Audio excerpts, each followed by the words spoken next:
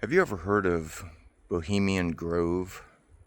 It's this place out in California, and once a year, all the ruling class, not all of them, but a lot of the elites go there, and it's real secretive. And when I say elites, ruling class, I mean like secretaries of state, presidents, future presidents, council on foreign relation members, elite, ruling class people. Several years ago, there was a documentarian, I think his name was John Ronson, and the conspiracy theory guy, Alex Jones, snuck in and they recorded some of it. One of the things they recorded was this big ceremony. There's this giant owl idol, and then they light a fire, a big bonfire, and all these guys are dressed in robes, standing around chanting, and then they pass a baby through the fire. It's not a real baby, it's a fake baby, an effigy, and they burn it. Well, that's the kind of weird, creepy stuff that the ruling class is getting up to, right? And as a Christian, would you participate in something like that? Or do you think that's idol worship and worshiping a false god?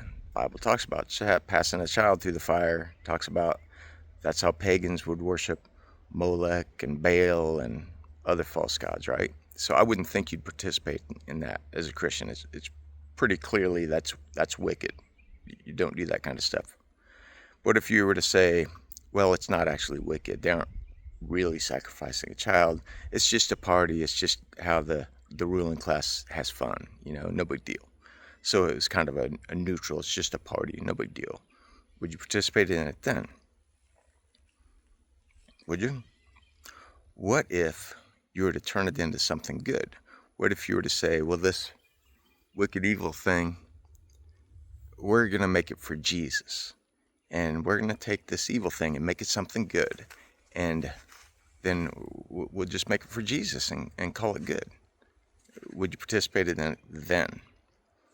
Then would it be okay? Have you ever read the Bible and learned about these kind of things? Do you think you'd fall for that? I mean, the Bible clearly says Yahweh doesn't want you to worship him the way the pagans worship their gods. It's strictly prohibited to do pagan practices. It's strictly prohibited to blend pagan practices in with worship of God. And the Bible states that humans can't take something evil and turn it into something good. So if you've read your Bible, then you would know that you can't take something like that and make it for Jesus and turn it into something good and participate in that, right? But are there other ways? Are there other things that you might be doing and you don't even realize it? Is that possible? What do you know about Easter? I mean, probably celebrate it every year of your life, right? You go to church, and this is when everybody goes to church, right? Easter Sunday. And then the preacher will get up there and he'll come up with some creative nonsense about how eggs and rabbits and Easter, and it's all about Jesus, right? And so you've heard all these explanations, and I've heard this kind of nonsense. But have you ever looked into Easter to figure out where it came from? I've read the Bible in multiple translations, and I don't remember ever reading the word Easter in it. What's going on here, I mean, it's not like you have to go to the library and spend 3 hours digging around to figure this kind of stuff out anymore. We have the internet. You can get online and find out this kind of stuff in 5 minutes. But did it ever occur to you to look into it at all? And why rabbits and chicken eggs? Rabbits are mammals. They don't lay eggs. How does any of this make any sense? Well, if you'll spend 5 minutes, get online and do just a little bit of research, you'll learn about this Anglo-Saxon Germanic goddess. I'm not positive on how to pronounce her name, but it's like Eostre Easter or something like that. It's basically Easter, this goddess. And she's associated with rabbits and eggs because she's a goddess of fertility. That's where Easter comes from.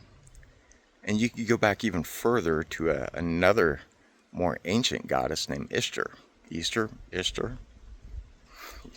She isn't associated with eggs and chickens the way the more recent Germanic one is, but again, another fertility goddess. So what's going on here? I mean, it's clearly pagan, and clearly prohibited.